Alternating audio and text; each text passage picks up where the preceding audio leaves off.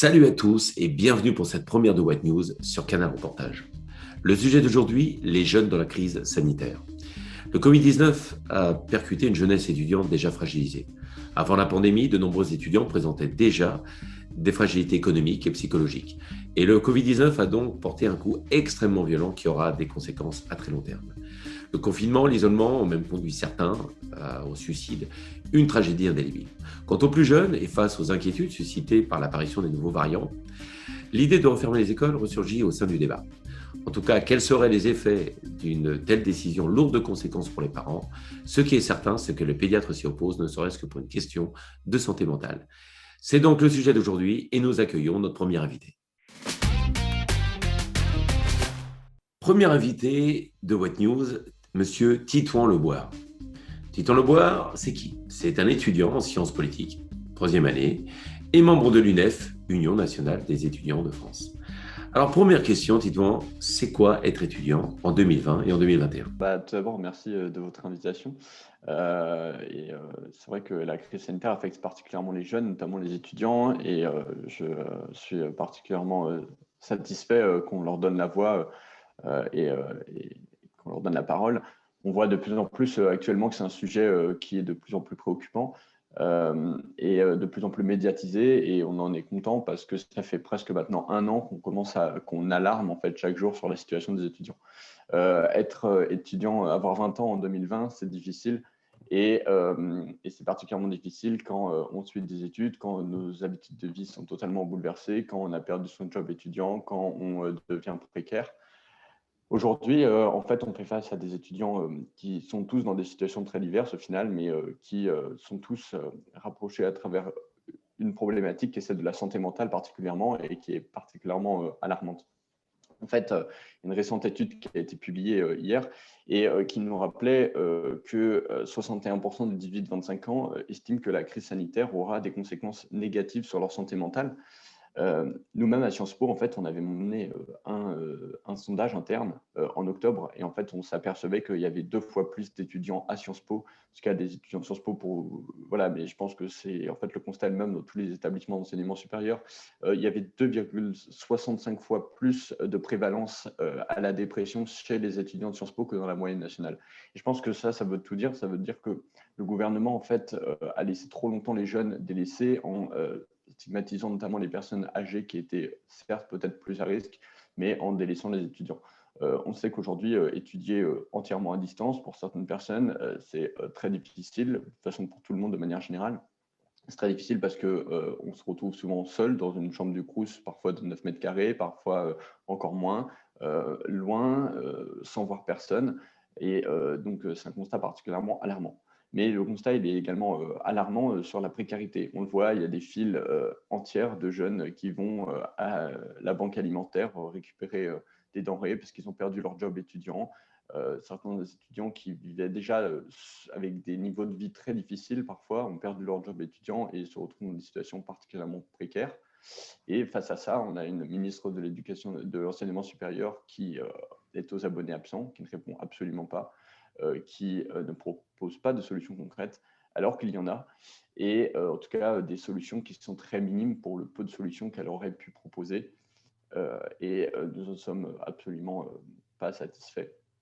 Il y a un vrai mouvement de protestation qui est en train de naître dans le pays. On le voit, les manifestations se font à répétition avec de plus en plus de jeunes dans les cortèges et même des moins jeunes. Et voilà à peu près la situation aujourd'hui des jeunes en France face à la crise sanitaire. Deuxième question, Titouan, le fameux chèque psy proposé par le gouvernement. Est-ce que vous pensez que c'est la bonne réponse à la mesure de la détresse des étudiants actuellement?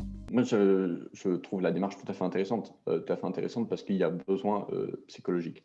Le seul problème, c'est que c'est encore une fois des paroles et des actes derrière qui sont pas présents. Quand on sait qu'aujourd'hui, dans des universités, c'est déjà rare d'avoir un psy. Quand il y a un psy, il y a souvent un ou deux psys pour des centaines de milliers d'étudiants, enfin, des dizaines de milliers plutôt. L'échec psy, c'est bien, mais derrière, il n'y a aucun moyen qui est mis en place. Et on sait pertinemment que ça va être très difficile quand il y a parfois 2 ou 3 semaines d'attente pour avoir un rendez-vous chez le psy, dans le meilleur des cas. Et je dis bien dans le meilleur des cas parce qu'il y a énormément de psys qui sont saturés. On passe à la troisième question, Titouan. Est-ce que le gouvernement a une bonne ou une mauvaise gestion de la crise sanitaire selon vous? Mais j'ai aussi envie de dire qu'il y a un problème de traitement d'inégalité avec des étudiants qui sont en prépa, qui ont accès au présentiel dans leur cours, ce qui est largement satisfaisant, mais il faut voir aussi qu'à l'université, et plus largement, c'est largement possible. On a des moyens pour le faire. Certaines universités veulent faire des cours en présentiel, ont des règles sanitaires qui permettent de le faire, des aménagements qui sont possibles, et le ministère de l'Enseignement supérieur prend encore une fois des mesures qui ne sont pas distinctives et qui ne permettent pas de répondre précisément à chaque cas de figure. Et voilà, donc oui, tout à fait, il y a des causes et il faut traiter ces causes-là plutôt que de traiter les conséquences, bien que les conséquences sont déjà présentes et qu'on ne peut pas les exclure aujourd'hui parce qu'elles sont bien trop importantes. On arrive à la quatrième et dernière question, Titouan. S'il y a eu des loupés de la part du gouvernement, selon vous, c'est lesquels? Il y a eu des loupés du gouvernement, il y a eu des problèmes de communication, il y a eu des problèmes de prise en charge de beaucoup de choses. Quand on dit que le masque n'est pas nécessaire et puis qu'ensuite, 3 semaines après, il est imposé, il y a un problème. Quand on dit qu'on va imposer un confinement très serré et que derrière, le président de la République décide de ne pas mettre de confinement et qu'on vit dans le flou le plus total, il est très compliqué de savoir ce qu'on va faire. Moi, j'aimerais axer du point de vue économique, sur les répercussions économiques que ça va avoir. On voit qu'aujourd'hui, la dette publique va atteindre 121,4% du PIB en 2021. Ça pose des réelles questions sur qui va rembourser cette dette. Ce sont souvent les jeunes. Dans quel monde on veut laisser notre économie? J'ai entendu beaucoup ces discours de reconstruction, de monde d'après, et je m'en réjouis d'avoir un monde plus écologique, plus social, plus solidaire. Bon, pour le moment, j'ai quand même l'impression que ce sont beaucoup de belles paroles et encore une fois, très peu d'actes qui vont suivre. Mais il y a vraiment cette question-là. Nous avons mis à l'arrêt toute l'économie pendant trop longtemps, alors que des mesures auraient pu être mises en place sur le secteur culturel, par exemple, sur le secteur dans les cinémas, dans les théâtres. Pourquoi est-ce que nous avons décidé de fermer tous ces lieux qui n'étaient pas des clusters, tous ces lieux où aucune décontamination avait été détectée, alors que des mesures plutôt simples auraient pu être mises en place de manière rapide, en limitant le nombre de personnes, en mettant en place des mesures plus territorialisées que des mesures généralisées et globales? Je pense que le gouvernement n'a pas fait les choix les plus stratégiques et il y a un problème de gestion de cette crise, c'est évident. Concernant le vaccin, je pense que le problème étant que nous avons un manque d'investissement dans la recherche, un manque d'investissement dans le secteur médical. On ne serait sûrement pas de cette situation si nous n'avions pas autant désinvesti dans l'hôpital public sur ces dernières années, sur ces dernières décennies. Et concernant le vaccin, voilà, la question va se poser aujourd'hui. Est-ce que la santé n'est pas un bien public? Est-ce normal que des laboratoires se fassent des profits et des brevets qui leur permettent de se faire toujours plus d'argent au dos de la santé de l'ensemble de la société mondiale? Ces questions-là vont émerger. Aujourd'hui, je pense que la question du vaccin vient aussi du fait de l'investissement qu'on a mis dans la recherche, mais en fait est plus général et il va au-delà de la simple gestion du gouvernement, puisqu'en fait nous sommes totalement dépendants des laboratoires dans la gestion du vaccin. Et aujourd'hui, s'il y a du manque d'approvisionnement des vaccins, ce n'est pas forcément de la faute du gouvernement, c'est surtout du faute aussi des laboratoires. Merci Titouan pour votre témoignage et surtout bon courage. Nous passons donc au deuxième invité de What News sur Canal Reportage. Merci beaucoup. Nous avons le plaisir d'accueillir comme deuxième invité M. Jacques Smith, en 5e année de sciences politiques et délégué national de l'UNI. L'UNI, c'est quoi? C'est l'Union nationale interuniversitaire. C'est un mouvement qui a été créé par le littéraire et politicien Jacques Rougeot en 1969, suite aux événements de 1968. C'est donc un mouvement très actif et surtout attentif quant à la détresse des étudiants actuellement. Alors, Jacques Smith, la première question que je vous pose, c'est quel est votre regard sur les fragilités économiques et psychologiques des étudiants actuellement? C'est assez catastrophique comme situation, si on doit la qualifier ainsi, la situation des étudiants aujourd'hui en France. Il faut bien se rendre compte que maintenant, ça va bientôt faire un an jour pour jour bientôt, et 2 années universitaires impactées par cette crise sanitaire, ou en tout cas l'impact de cette crise sanitaire sur les études et sur les étudiants. Pour nous, il y a toujours eu 3 problématiques sur lesquelles il fallait travailler, et ce depuis donc 10 mois et bientôt un an, comme je l'ai dit, et ceux sur lesquels on travaille avec le ministère pour essayer de peser dans les décisions. C'est premièrement la qualité de la formation, et on en reviendra hein, je pense sur tout cela, mais pour vous brosser un peu rapidement l'actualité, la qualité de la formation qui en prend un coup, effectivement, par le distanciel. Il faut bien se rendre compte que, du coup, je vous ai dit 2 années universitaires impactées. C'est donc les étudiants qui n'ont pas eu un cours normal en présentiel depuis là, mi-octobre, début octobre, qui n'avaient eu que du coup le mois de septembre, début octobre de normal, c'est-à-dire avec des cours en présentiel et d'aller à la fac tout simplement. Et encore, ce n'était pas tout à fait normal puisque vous aviez le mécanisme hybride avec les propos divisés par 2. Et donc, le fait est que le distanciel, effectivement, enfin une plateforme Zoom ne se substituera jamais effectivement à l'échange que vous pouvez avoir avec un professeur d'amphithéâtre, etc. Et puis ensuite, il y a bien évidemment, c'est en lien le distanciel sur les examens, qui est aussi très dérangeant, notamment avec les cas de fraude qui ont été avérés dès le premier confinement. Et donc, cela peut aussi avoir un impact sur la valeur des diplômes de ces 2 700 000 étudiants français. Deuxièmement, il y a la crise sociale, on en a parlé. Enfin, vous l'avez dit très justement en premier lieu, la crise sociale, donc cette crise qui impacte socialement les étudiants. La détresse, elle est sociale, elle est financière, elle est psychologique. Et ça mène effectivement à des malheureux événements qu'on a pu connaître durant le mois de janvier. Et ce qui est fou, c'est qu'il a fallu ces événements-là pour que le ministère et le gouvernement se réveillent. C'est assez dérangeant puisque c'est des problématiques que l'on disait depuis assez longtemps. Et puis troisièmement, c'est en fait l'insertion professionnelle, puisqu'aujourd'hui vous êtes étudiant pour avoir normalement un diplôme et puis ensuite pour vous insérer sur le marché du travail. Et puis pour avoir une vie épanouissante dans votre travail et puis concourir à vos rêves, etc. Et donc l'insertion professionnelle, c'est très compliqué en ce moment. Le marché du travail est complètement bouché.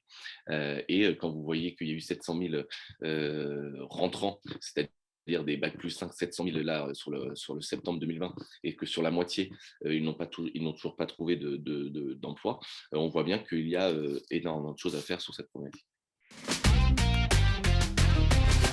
Question suivante, Jacques. Notre précédent invité, Titouan Leboire, étudiant comme vous à Sciences Po, nous disait que le gouvernement n'était pas à l'écoute des étudiants. Est-ce que vous partagez cette opinion? Là, pour le coup, on est tous unanimes et je pense que tous les étudiants et tous les responsables associatifs et des organisations étudiantes sont unanimes là-dessus. Quand je vous disais que ça faisait donc bientôt un an qu'on est en relation avec le ministère et qu'on lui dit, Madame la ministre, donc Frédérique Vidal, faites attention, il va y avoir des problèmes sur la formation, il va y avoir des problèmes sur les examens, faites attention, les jeunes qui ont perdu leur job, leur petit job, qui ont perdu leur stage, il va y avoir un gros problème, faites attention à cette jeunesse qui ensuite va essayer de trouver un job, s'insérer sur le marché du travail. Et effectivement, on n'avait pas l'impression d'être entendu. Sur le premier confinement, il y a eu des mesures qui sont arrivées déjà, mais très tard, puisqu'on se rend compte, si on doit vite faire reprendre un peu la chronologie, que c'est quoi? C'est le 17 mars, premier confinement, et que les premières mesures arrivent courant mai, pour ne pas dire fin mai, début juin. Donc il y a quand même un gros retard, et Madame la ministre et donc le gouvernement sont toujours un peu en retard dans l'attentisme. Et d'ailleurs, ce qui est très dérangeant, c'est qu'on a l'impression que, et ça on l'a vu d'autant plus sur le mois de janvier, on a l'impression qu'elle apprend les grandes mesures phares à destination de la jeunesse française et des étudiants français, en même temps que nous en fait. Et c'est comment dire, c'est un peu une sensation un peu dérangeante, puisque c'est quand même notre interlocutrice privilégiée en l'occurrence. Et donc on se dit, si si elle apprend les mesures en même temps que nous, il va y avoir un problème. Et on l'a vu quand Emmanuel Macron, effectivement, vient à Paris-Saclay il y a 2 semaines. Elle n'a presque pas la parole, elle ne prend même presque pas la parole. On voit bien dans les conférences de presse du jeudi à 18h de Jean Castex, elle n'avait jamais été présente, même une seule fois, jusqu'à il y a effectivement 2-3 semaines, puisqu'ils se sont réveillés, comme je vous le disais. Enfin, il y a des choses qui nous prouvent et qui nous montrent en fait que la ministre Vidal n'est pas dans la cellule de crise, n'est pas dans la boucle gouvernementale, en tout cas dans les ministres qui comptent, et en fait, elle n'arrive pas à avoir une incarnation et un poids politique par rapport aux autres ministres. Je ferai la comparaison qui est assez simple, vous en conviendrez, avec Jean-Michel Blanquer, qui lui arrive à défendre son bout de terrain, si j'ai envie de dire, et qui arrive à et il le dit souvent, c'est la fierté française.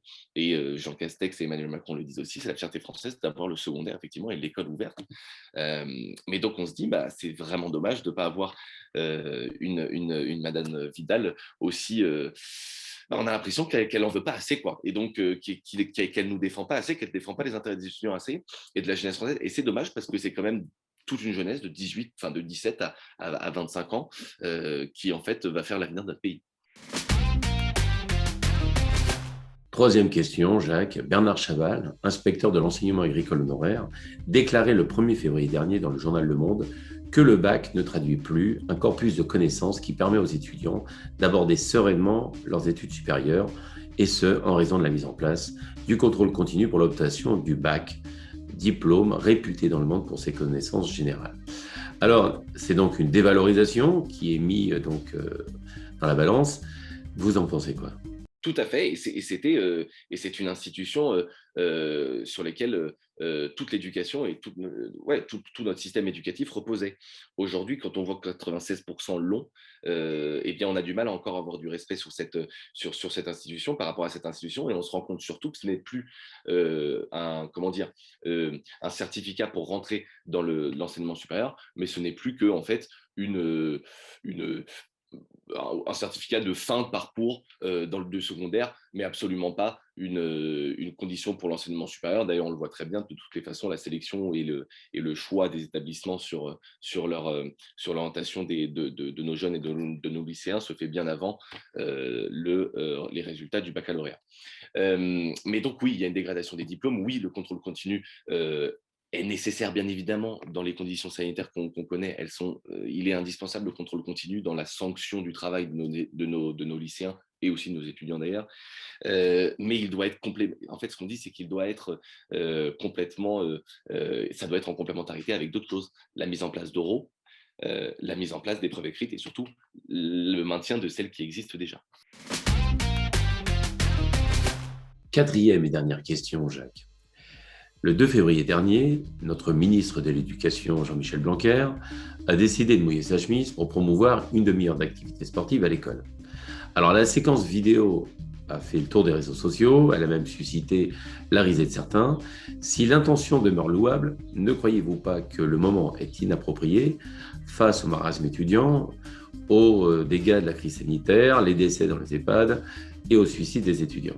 Je pense, premièrement, que son équipe de communication a dû avoir des sueurs froides tout de suite après ce film. Et puis, plus sérieusement, c'est vrai que quelle image vous renvoyez quand vous êtes ministre de l'Éducation dans une période aussi cruciale que la nôtre, que celle que nous connaissons aujourd'hui, de donner lieu à ces images que vous savez très bien risibles.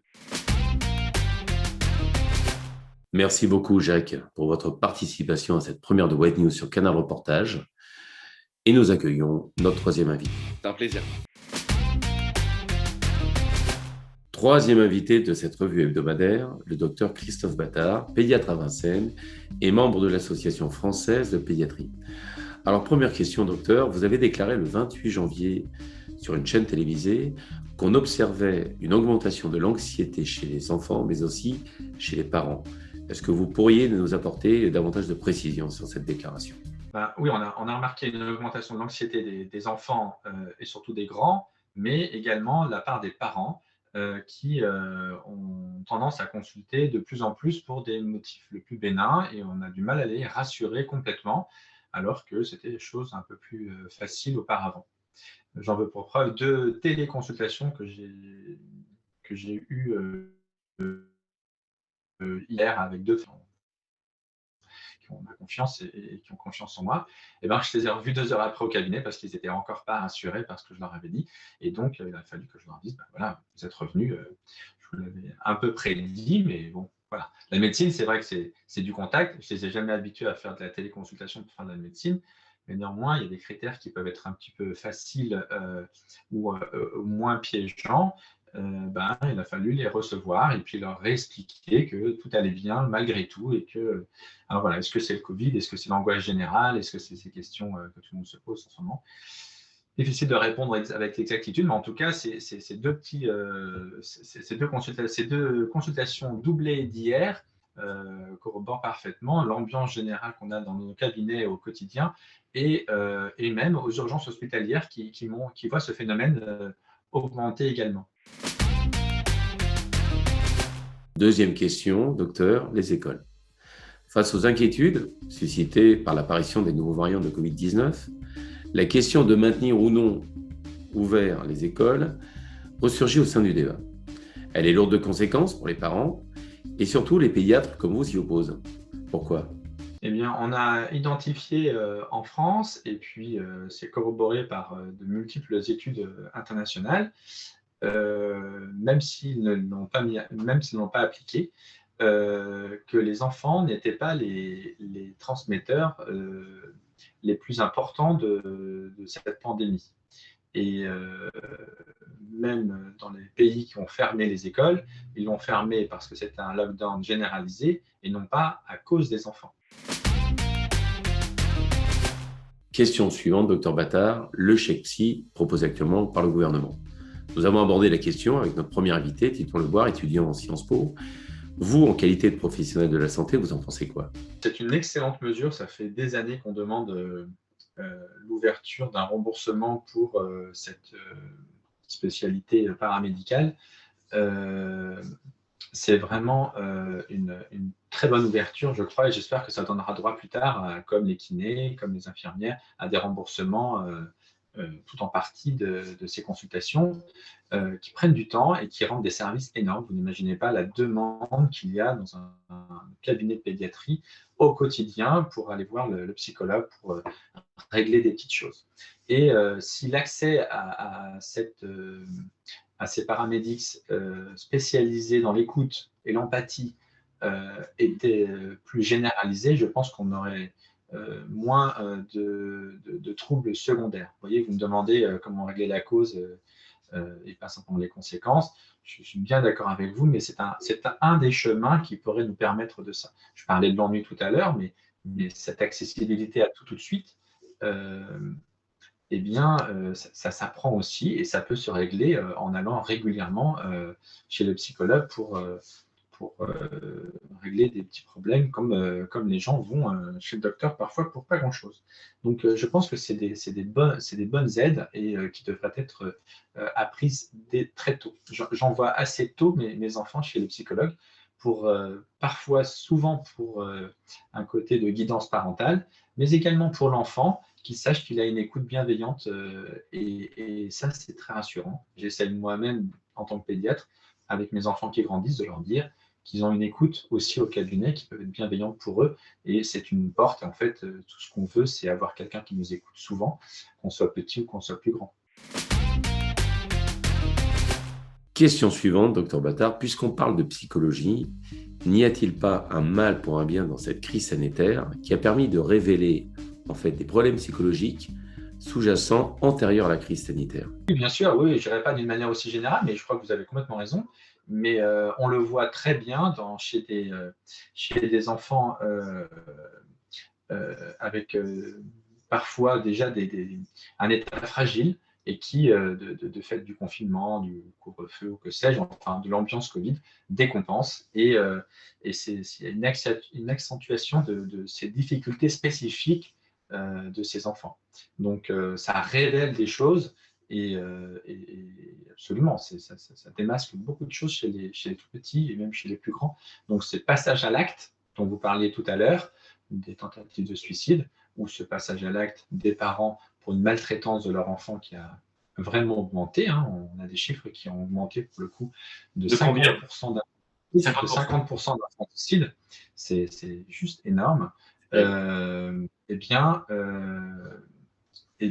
c'est l'ambiance générale. Donc, si on peut travailler là-dessus, sur ce côté psychologique, je crois qu'on y gagnera pour le futur.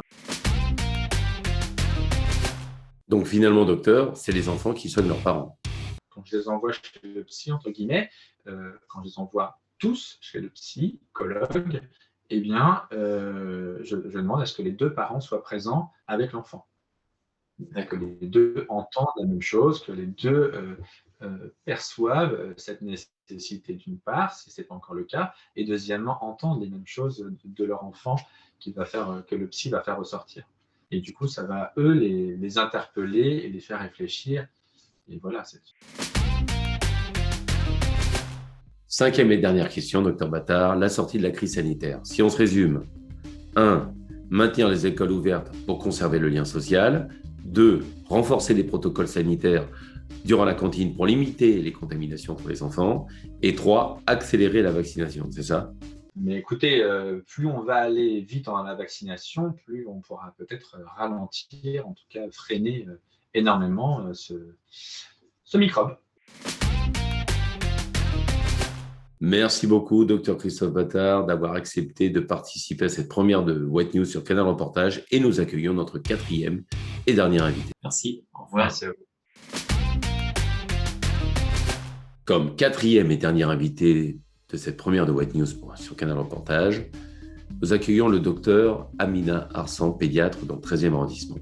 Alors la première question, docteur, quel est l'impact des 2 confinements et de l'isolement sur les plus jeunes durant cette crise sanitaire de Covid-19? L'isolement a démarré donc au mois de mars et ça a paniqué les familles.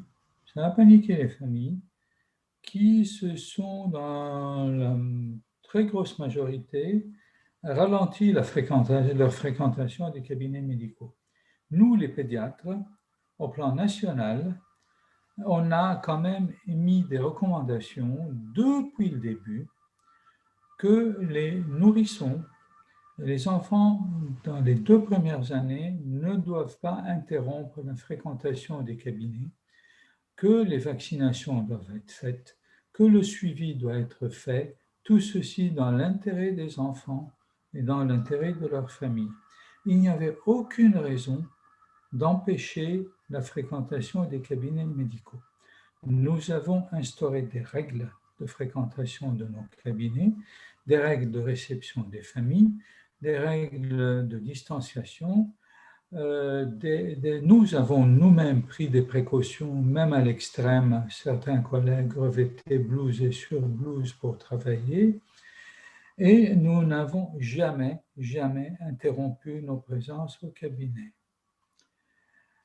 Il y a eu quand même des conséquences sur les retards de vaccination. Bon, il n'y a pas eu de catastrophe, mais il y a eu des retards de vaccination que nous avons réussi à rattraper. Ça, je parle des tout petits.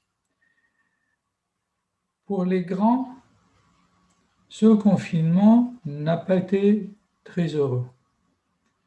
Pourquoi n'a pas été très heureux? Parce qu'ils ont été isolés de leurs camarades, ils n'ont plus fréquenté l'école, du moins dans la première période de confinement.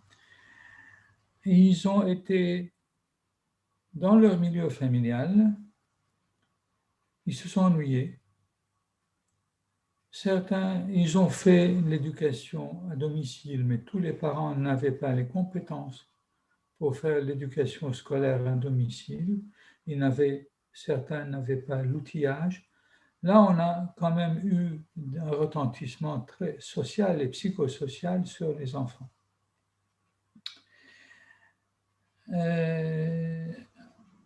Avec le temps, nous avons constaté, surtout chez les grands, ça veut dire les préadolescents et les adolescents, beaucoup de dégâts psychologiques, beaucoup de dégâts comportementaux. Nos confrères hospitaliers ont vu arriver beaucoup d'urgences chez les jeunes et chez les adolescents. Dans nos cabinets, nous constatons aussi des problèmes, une majoration des problèmes psychologiques, sans compter ceux dont les médias ont fait l'écho, toutes les violences faites aux enfants. Et là, je mesure mes termes, je mesure les mots. Voilà, grosso modo, la situation. C'est pour ça que nous insistons, et nous avons insisté, nous avons diffusé au public à partir du mois d'août la nécessité de maintenir la fréquentation des écoles et dans le plus grand intérêt des enfants. Et là, nous avons quand même eu une réponse du ministère et du ministre de l'Éducation qui a abondé dans notre sens et qui a maintenu les écoles ouvertes pour l'accueil des enfants. Votre confrère nous a également déclaré qu'il avait constaté une augmentation de l'anxiété chez les enfants, mais aussi chez les parents. Faites-vous le même constat avec vos clients? Il y a,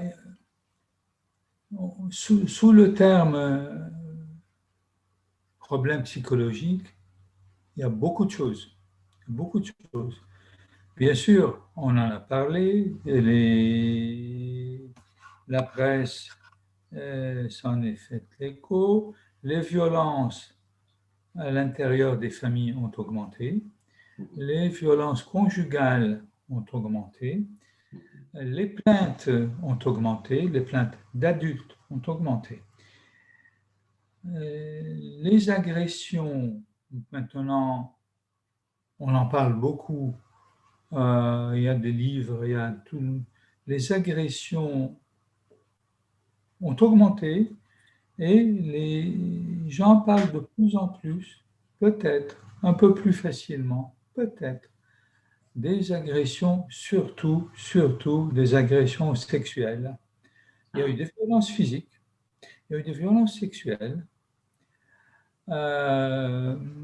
Effectivement, c'est logique, les gens ont des difficultés à s'exprimer là-dessus, mais ça s'est majoré et les langues se sont déliées, effectivement, et on rencontre de plus en plus ces problèmes-là, effectivement. Et une maman qui souffre peut aussi, peut-être, aider son enfant, si son enfant s'exprime. Dernière question, docteur. La vaccination. Le programme de vaccination accuse actuellement du retard. On constate également des mauvaises surprises, comme l'AstraZeneca avec le personnel soignant. Vous en pensez quoi? Pour l'instant, la vaccination qui est effective, en cours en ce moment, n'est pas discriminatoire. Le vaccin, si je ne me trompe, puisque moi aussi je l'ai fait, évite les formes graves chez les personnes que l'on dit à risque, ça veut dire chez les personnes âgées.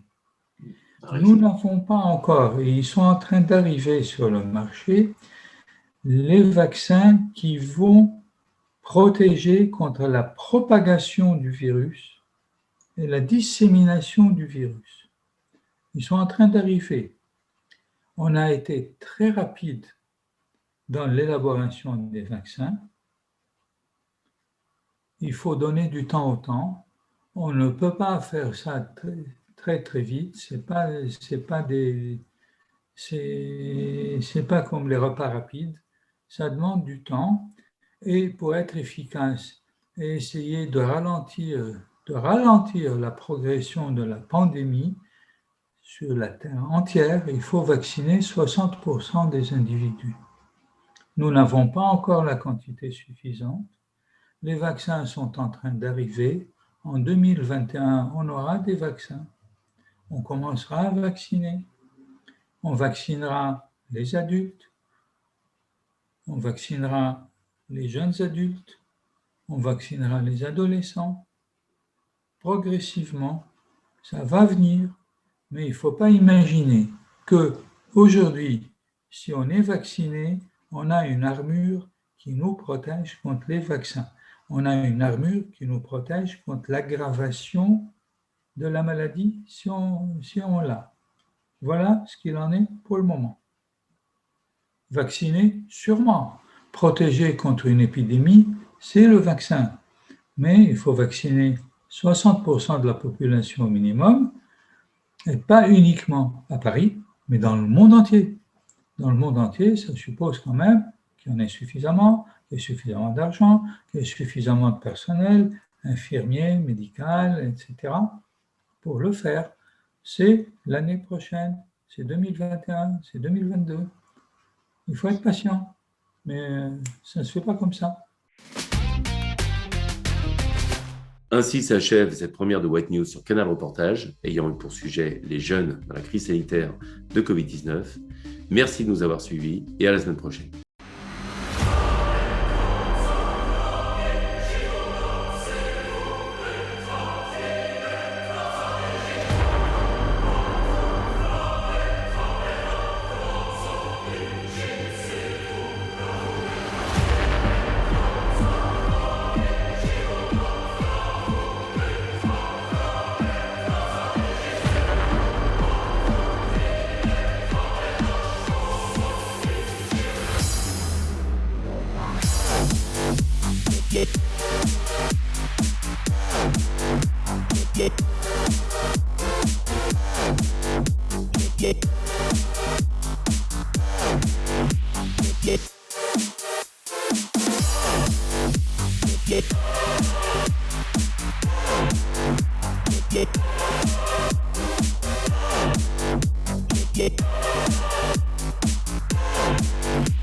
Yeah.